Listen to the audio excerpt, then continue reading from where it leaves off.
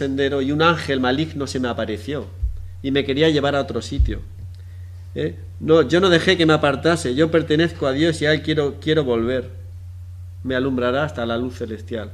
Y aquí yo le busco, pero vamos, que también me informan mis similitudes con la historia del soldado, por ejemplo, ¿no? Porque sabéis qué instrumento es el que hace de ese ángel que quiere apartarle, el violín. Y el violín es el diablo un poco en la historia del soldado de Igor Stravinsky, posterior a esto. Y sabéis también en qué lo podemos tener referencia en el segundo movimiento de la cuarta sinfonía, donde un violín desafinado, lo pide además especialmente, lleva a todo el mundo a desbocarse, y parece que todo el mundo está equivocado menos él. Él es quien está conduciendo por el mal camino. El violín de la historia del soldado está conduciendo por el mal camino. Y en este momento que van a escuchar ustedes es donde voy a poner justo, va a decir, iba yo caminando por un largo sendero cuando un ángel quiso apartarme de allí. Pues esto es lo que van a escuchar ahora mismo. Ya verán que cambia el tempo, que cambian los instrumentos, y que aparece un violín solista, que es el que quiere apartar. Acabaron lo celestial, tranquila, y ahora otra cosa. Va caminando. Iba caminando por un largo sendero. Y va a aparecer quien le quiere llevar. Ahí está el violín.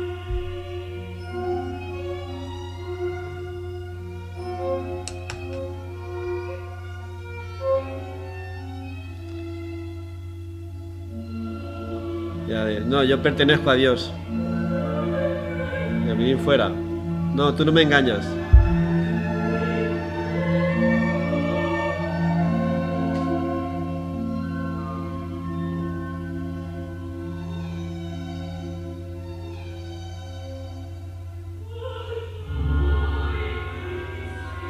Y otra vez me da pena quitarlo, pero que no hay más tiempo. Bueno, después de esta paz, de este sosiego, del cuarto movimiento, que es otra canción del Cuerno Mágico, ya veis todo lo que se basa en su tercero, en su cuarto. Empieza el quinto, que ponemos otra vez. El juicio, todavía tiene el juicio.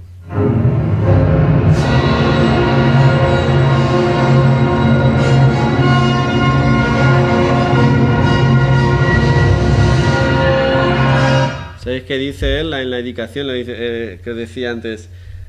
Mahler pone mucho indicaciones. Pues él dice, cercanamente a lo salvaje. O sea, este inicio es salvaje, ¿sabes? Ya no utiliza solo alegro, forte, mecho forte, apasionante. Te está diciendo salvaje. O sea, son términos que no ves en otros compositores, ni en su época.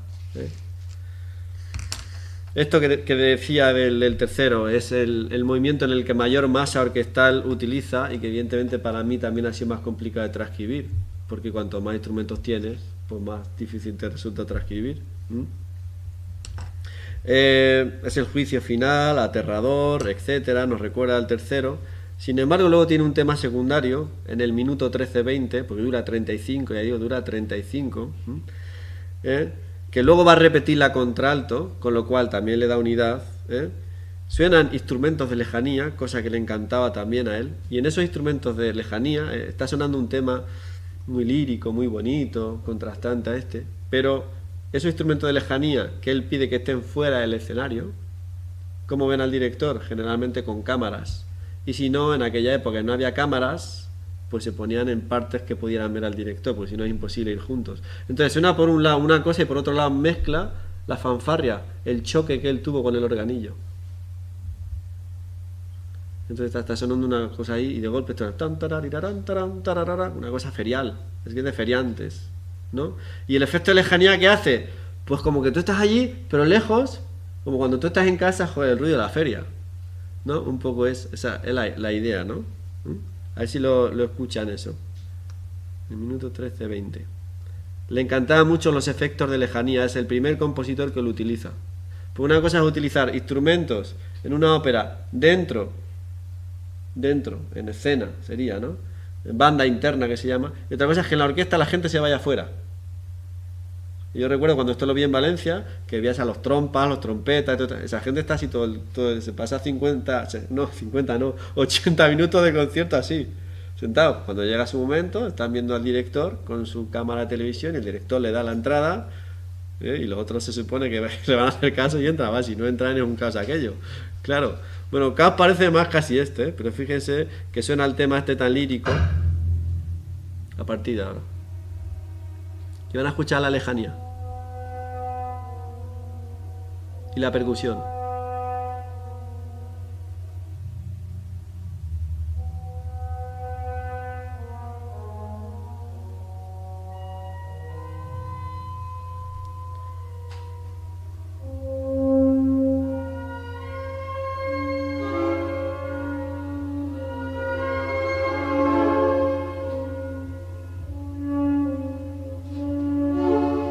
Ahora viene.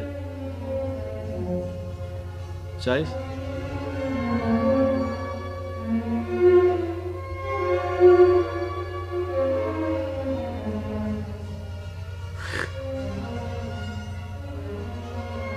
¿Cómo? Pues tiene algo que ver. No, tiene algo que ver, ¿no? ¿Sabes? ¿Qué mete? Los platillos, la percusión turca, el triángulo, el bombo y el otro tan, ta, ta, tira, tan, y el chelotiro. Ahora el tío está ahí que se desquicia, ¿no? O sea, está lírico, poético y tal, y el otro tan, ta, ta, tira, tan, ta, ta. Además, con esa tentación generalmente en rítmica, tan, ta, tira, tan, ta, ta, ta, ta, son dos compases diferentes los que están utilizando, por eso también es una obra muy compleja, que se tienen que cuidar compases distintos sobre la marcha y todo esto, ¿no?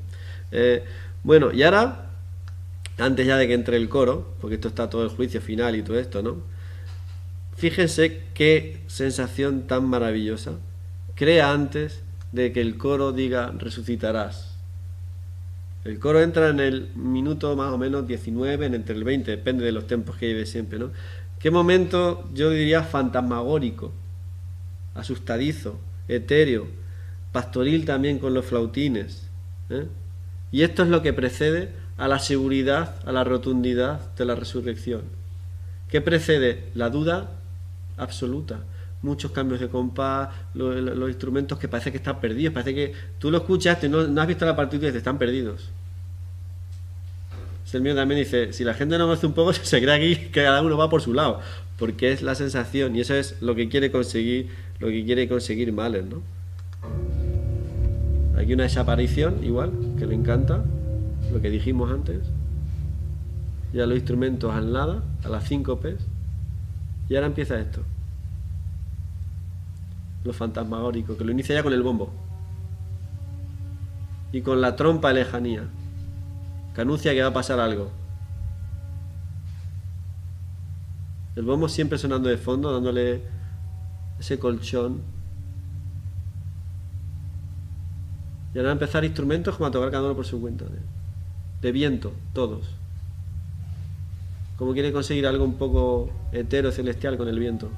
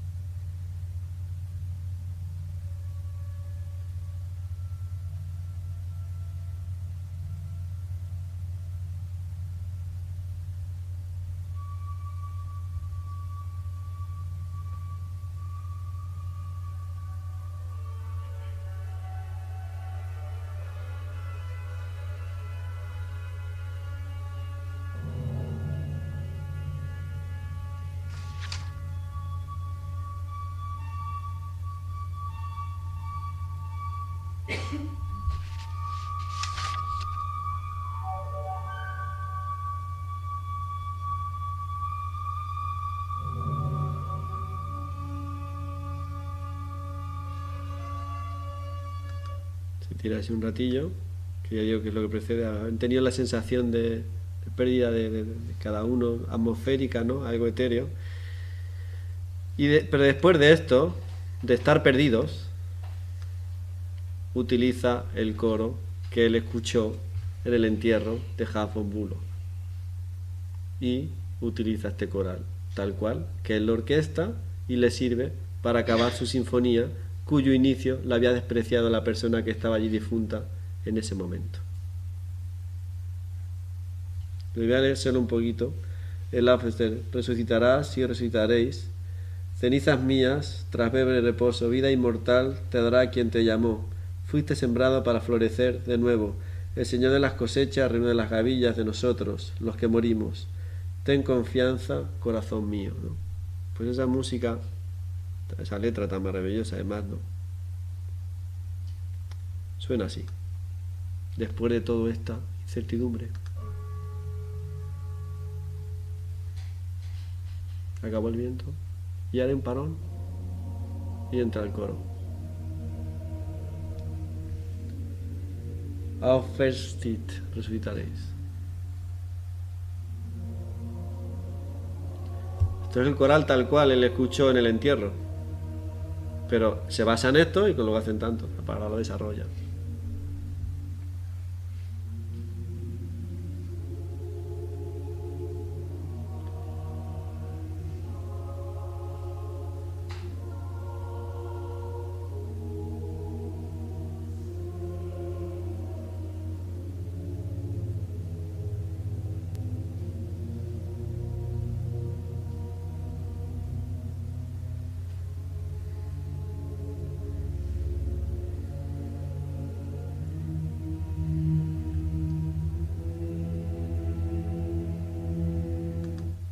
Sí, que así un rato, todavía le queda un rato a la obra. Por eso digo que no es una copia literal, él utiliza una cita. No son copiones, utilizan citas y se basan en ellas. ¿Se acuerdan ustedes del tema este lírico que decía? Digo, luego lo va a repetir la contralto. Unidad. Pues vamos a escuchar aquí como este tema ahora, el tema ese de antes, lo va a coger la contralto. Los trémolos de la cuerda y coge la contralto el tema.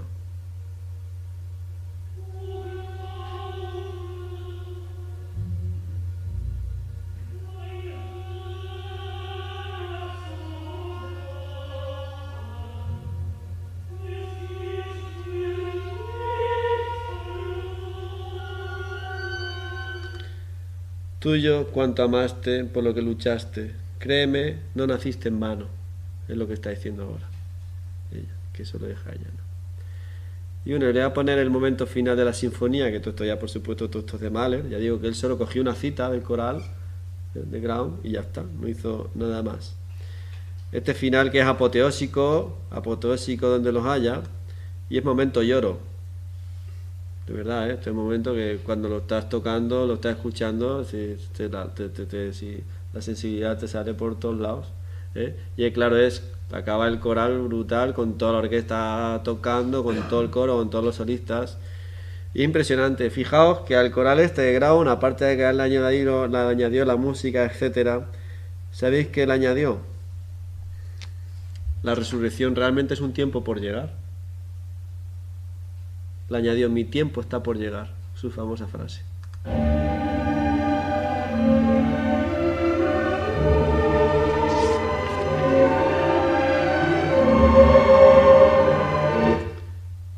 Esto es apoteósico, pero lo que más me gusta es esto, lo que viene ahora.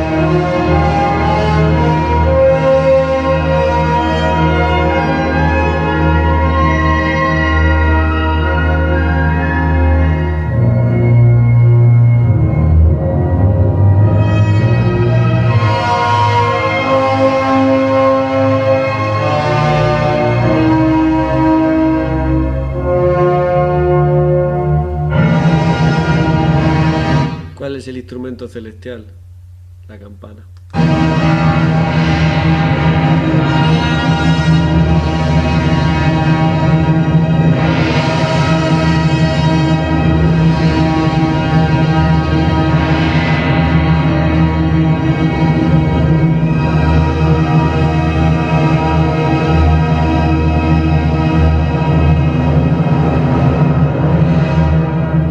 Aquí al final dice también una frase, dice, todo lo más fuerte posible.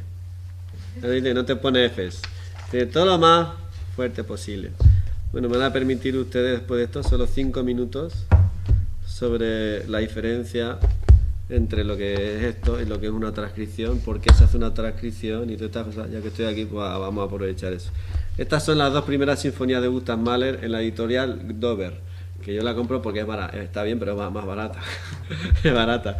Esta es la primera y la segunda, o sea, las 2 segundas. Y esta es mi sinfonía número 2 de Mahler, en mi editorial sería, ¿no? Por publicar. Van a decir, joder, pero es más grande la tuya, ¿no? Y tiene menos instrumentos, ¿verdad? Sí, pero por una sencilla razón, una razón de edición, ya está. Porque para aquí, para ver esto, te dejan los ojos. Tienes que utilizar gafas, lentillas, todo lo que puedas. Además, si alguna vez pues diriges algo de esto, yo generalmente lo amplío, me lo hago más grande. Esto te lo compras, es más barato, ahora lo amplía, lo hace ya tu tamaño y tal. Entonces aquí, si ustedes ven, esto es una edición que las notas se ven grandes y claramente y bien, está todo muy clarito. Entonces abres esta partitura y dices, ¿cómo?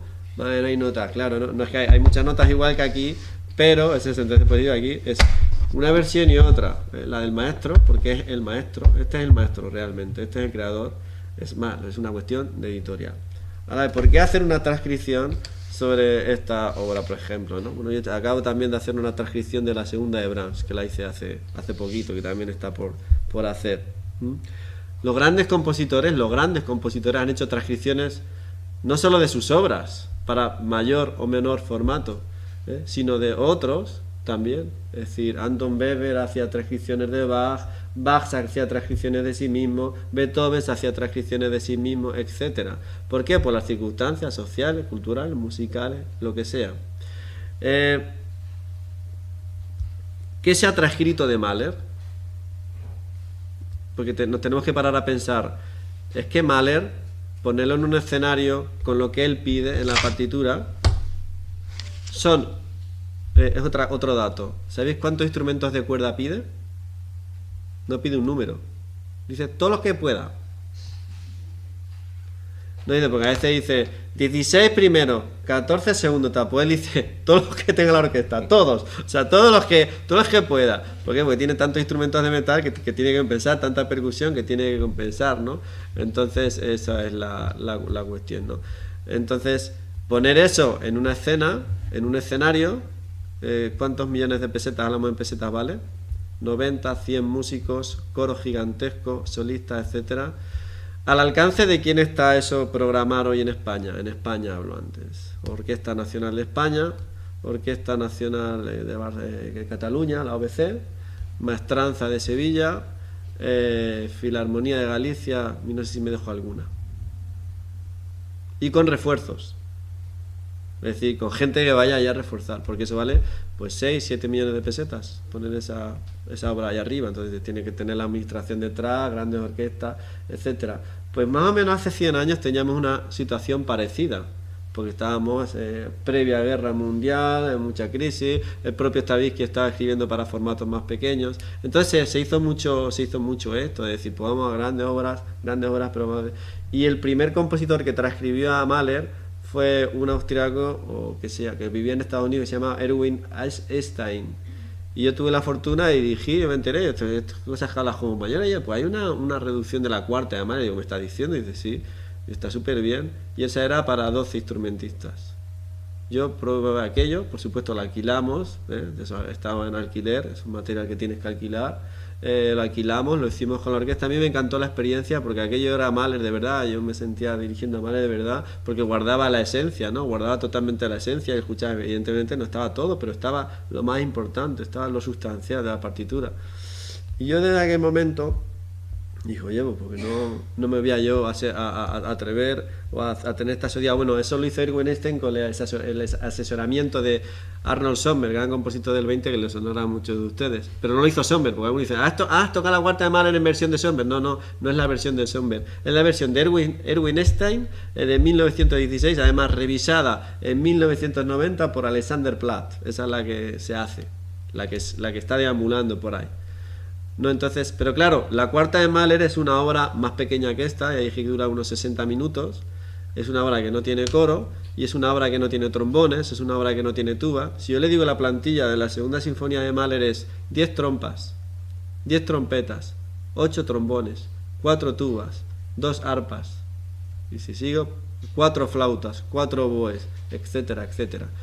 Entonces yo cuando empecé a hacer esto, bueno, me hacía muchísima ilusión hacer esta música, que como decía Alberto, sigo, pues creo que en Ciudad Real, que es donde la vamos a hacer, pues hombre, traer a la ONE con el presupuesto ese, pues no creo que sería muy posible, ¿no? Pues la vamos a hacer nosotros lo más dignamente posible. Va a ser la primera vez que se haga en Ciudad Real, no en Ciudad Real, en Castilla-La Mancha. ¿Por qué? Porque es una obra mastodóntica, en una versión más modesta, y etcétera. Pero ustedes, si van al estreno, que yo creo que es una cosa que es la primera vez que se va a hacer esto, no piensen que yo me estoy pensando en cuánta gente va a ir. Si estuviera pensando en eso, jamás me pondría yo a hacer estas cosas, ni ningún compositor. Vuelvo a Mahler, siendo todos unos admiradores de Mahler. Él cuando escribía, cuando componía, pensaba en el dinero que le iba a dar, pensaba en la gente que le iba a gustar, pensaba en la gente que iba a ir, y estamos hablando de que Mahler estrenaba en Viena, en Múnich, en Berlín, en Nueva York. Estamos hablando de Ciudad Real, con todos los respetos. Entonces, pues evidentemente a mí no me preocupa eso, ni me preocupa que la gente y políticos se rijan por el público que va, y no por lo que se hace, y no valoren lo que se está haciendo. No sé si me entienden ustedes. A mí me da igual que vayan 100, 50, 80, no lo voy a considerar éxito o fracaso. Ese es mi trabajo, y el trabajo de los músicos que se ponen ahí a tocar esos 90 minutos jugándose el pellejo, porque no hay nadie que lo guarde las espaldas, y que tiene un trabajo detrás absolutamente brutal. Que se lo valoran 200, perfecto. Ya nos encargaremos de que se lo valore más gente en otros sitios, y que a lo mejor lo valoren dentro de 50, 60 años como Mahler, o a lo mejor ni siquiera eso. Ya no lo valoramos nosotros, que es bastante. Porque nada, es que esto no... Bueno, pues alguien tendrá que haber en algunos sitios para decir que esta música es válida y valiosa. Entonces, pues por eso uno se pone a transcribir esta música y a cometer un poco, entre comillas, estas locuras, porque a mí me apasiona la música de este compositor, igual que me apasiona la música clásica. ¿Y saben cómo mejor se conoce a un compositor? Transcribiéndolo. Es más, diría, ¿sabe cómo mejor se conoce a un compositor? Copiándolo, literal. Ese era uno de los ejercicios que Bach le mandaba a sus alumnos. Cópiate a Vivaldi, copia mis fugas, aprendes muchísima música. Y yo he aprendido mucho más de este autor transcribiéndolo que estudiándomelo. Pues ya me había estudiado muchas sinfonías suyas desde la Dover, pero transcribiéndole nunca la había transcrito, nunca, jamás lo había hecho. Entonces, ¿qué intentas hacer? Pues cuando llegan muchas páginas digo, me voy. O sea, yo no sigo. Porque tienes un montón de gente tocando ahí, y tú solo tienes la plantilla que yo pensé en mi cabeza al principio que podía ser ideal, que es tener el quinteto de cuerdas, decir que esté toda la cuerda, el primero, el segundo, la viola, el violonchelo con trabajo, por lo menos esté eso. Pero es que esos a veces en Mahler aparecen en quintivici, sería. O sea, el primero a veces duplicado por 5. El segundo por 4, el cello por 4, entonces yo tengo solo 5 aquí. Pero bueno, que esté toda la cuerda. Luego pienso en tres solistas de viento, son la flauta, el oboe y el clarinete, que pueden utilizar diferente la flauta del piccolo y el oboe, el corno sobre todo, y el clarinete también, el clarinete en mi bemol, el clarinete bajo. Es decir, que tengan que ir cambiando. El otro día me lo decía una chica en el ensayo, es verdad, ¿no? Pues algunos instrumentos, es que no me da tiempo a cambiar, claro, porque esto están tocando antes, esto lo estás tocando tú solo. Y tienen que tocar el flautín, lo tienen que tener aquí, si van a concierto, se van a fijar en los muslos, en vez de en un soporte, porque si no, no les da tiempo. ¿Qué le estoy exigiendo? Que quiero un cambio de timbre muy rápido y que, mira, te ruego por favor que te dé lo más posible, porque quiero ese cambio de timbre. Luego me mantuve la percusión que pide 7, pero prácticamente se puede hacer con los 3 que llevamos. 3 instrumentos de percusión que estén para allá y para acá todo el tiempo, deambulando. La percusión es muy importante en este compositor. Luego tiene 2 arpas, yo la reduzco a 1. Pero el segundo arpa lo hago en el piano, que me sirve para hacer otro montón de cosas. Y el órgano me sirve para hacer muchas cosas también, y sobre todo los metales. Y ya creo que he dicho los 14 que conforman la plantilla de estos, más las 2 solistas, más el coro, que eso se mantiene tal cual. ¿Qué es lo complicado, como decía antes, para mí? Pues mantener la esencia. Que la música que sea lo más parecida posible, dentro de que eso es imposible. Estamos hablando de una orquesta de 90 personas a una de 14. Pero que tú cuando lo escuches, pues digas, oye, pues es Mahler. Es Mahler y está en su armonía. Está decir, cuando tú tienes un montón de notas, ya llegaba a esta página, a lo mejor la que fuera, decía, madre mía, pero ¿cómo transcribo esto? Si no, si es imposible. Pues quitas esto, añades esto se le da a la que no se pierda el timbre, esto tal. Entonces, pues guardarla, reducir, sin que aquello pierda la esencia más posible, ¿no? Respetándolo siempre lo máximo al maestro, respetándolo porque él es el creador, guardando eso, guardando su esencia, y es una decisión tras otra, una decisión tras otra, tras otra, tras otra, tras otra, tras otra, y a veces son acertadas y a veces son equivocadas. Yo la verdad es que, bueno, como puedo hablar de experiencia, acabamos de hacer los ensayos estos fines de semana. Entonces, claro, yo lo escucho en mi ordenador, y mi ordenador, pues tú te puedes hacer una idea, yo lo escucho en mi cabeza y todas estas cosas, ¿no? Pero cuando lo escuchas con la orquesta es cuando tú, y de hecho por los ensayos, pues los músicos incluso tú te ayudas con ellos, pero vamos, que eso lo han hecho siempre todos. Es decir, todos los compositores están revisando continuamente sus obras, y luego algunos llegan a escucharlas al auditorio, o llegan a dirigirlas y se van a su casa y dicen, esto no me gusta, esto lo quito, esto lo cambio, tal. Pues sobre el ensayo incluso, pues esto está, vamos, voy a cambiarlo, tal y cual. Y seguramente lo que yo hago en esta partitura es que ahora, después de una reflexión, un descanso, un tiempo, la coja, la escuche, le dé vueltas y cambie unas cuantas cosas que no me hayan gustado. ¿Por qué? Porque no soy conformista tampoco. Y cambie cosas y las intenté mejorar, ya está. Eso es, no se trata de otra cosa. Es que la perfección es en lo que estamos continuamente, ¿no? Solo su discípulo Bruno Walter, que fue quien lo catapultó, hizo una reducción para 2 pianos, que es lo difícil. Jamás se ha interpretado esta obra en este formato. Entonces yo creo que eso tiene su importancia para que si ustedes puedan escuchar a Quijano la experiencia de cómo eso puede sonar. Siempre sabiendo que a nosotros, a los músicos ni a mí, nos vamos a regir porque vaya más o menos gente. Por eso que se rijan otros. Si tienen alguna pregunta, pueden aprovechar que estoy aquí. Y si no, pues muchas gracias por venir. Pero cualquier pregunta, de verdad, sobre Mahler, sobre todo esto, sobre lo que yo le pueda o que yo le sepa contestar.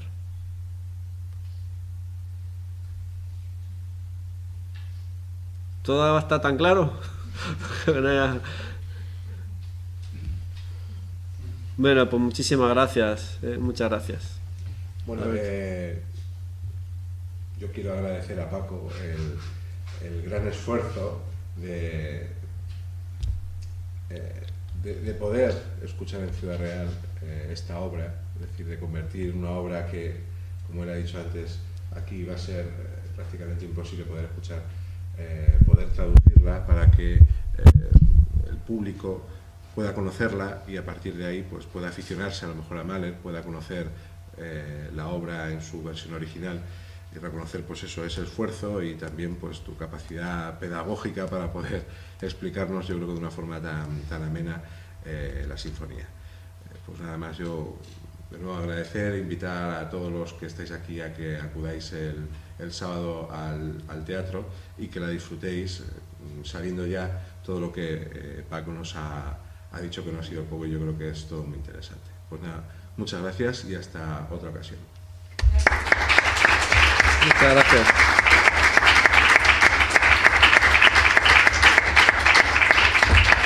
Si alguien tiene curiosidad de ver las partituras que le dije, se acerca y la